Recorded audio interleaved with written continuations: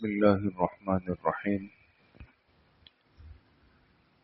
زکوٰۃ سے متعلق بات چل رہی تھی۔ اگر کسی نے بطور قرض دوسرے شخص کو کچھ رقم دی ہو تو قرض میں دیے ہوئے مال یا رقم کی زکوٰۃ کس کے ذمے ہوگی؟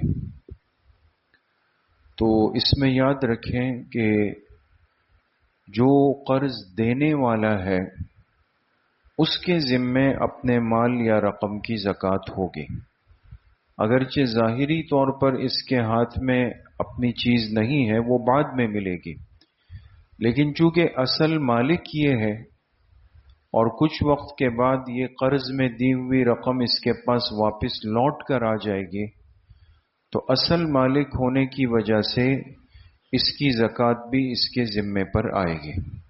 البتہ یہ گنجائش ہے کہ یہ اگر چاہے تو اپنی سالانہ حساب کی زکوٰۃ کے ساتھ ہی اس قرض میں دی ہوئی رقم کی زکوٰۃ ادا کر دے، اور یا یہ انتظار کرے جب اس کی رقم اس کو واپس مل جائے پھر یہ پورا پچھلا حساب کر کے اس کی زکوٰۃ ادا کر دے۔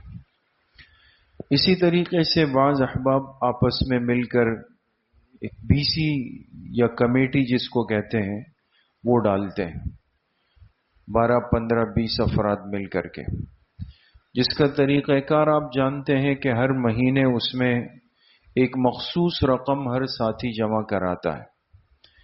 اب بیسی یا کمیٹی میں جتنی رقم کسی کی جمع ہو چکی ہو اور ابھی اس کا نام نہیں نکلا، بات سمجھ میں آ رہی ہے دوست؟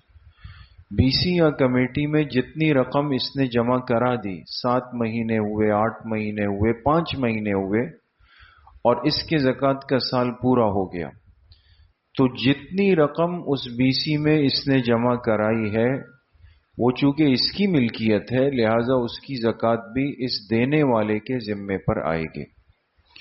بہت سارے احباب اپنے حج کے لیے رقم جمع کرتے ہیں کہ بھئی ہمارے پاس جب پوری ہو جائے گی ہم حج پہ چلے جائیں گے۔ اس جمع کرنے میں بعض دفعہ کئی سال بھی لگ جاتے ہیں، 2 سال، 5 سال، 4 سال۔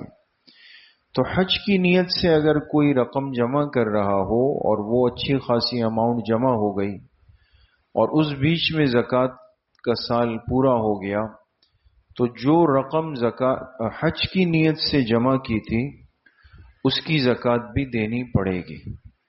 یا بچے کی شادی کی نسبت سے بعض لوگ رقم جمع کرتے ہیں اور وہ رکھی ہوئی ہے اور بیچ میں زکوٰۃ کا سال پورا ہو جائے تو اس رقم کی زکوٰۃ بھی دینی پڑے گی۔ تو خلاصہ یہ نکلا کہ وہ سارا مال یا رقم جو انسان نے کسی بھی نیت کے ساتھ رکھی ہو اور سال بیچ میں پورا ہو جائے تو اس رقم کی زکوٰۃ انسان کے ذمے لازم ہوگی۔ اللہ پاک صحیح عمل کی توفیق نصیب فرمائے۔ الحمدللہ رب العالمین، الصلاۃ والسلام۔